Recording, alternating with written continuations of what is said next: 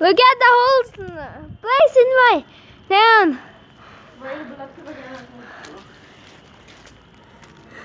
Look at it all. Holy guacamole! What the fuck?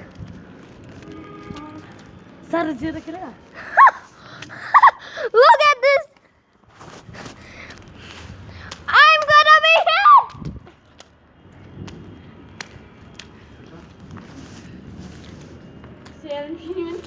Haha.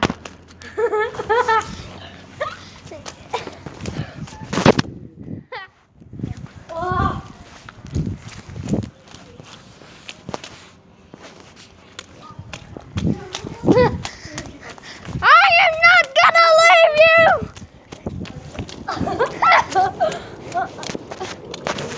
you!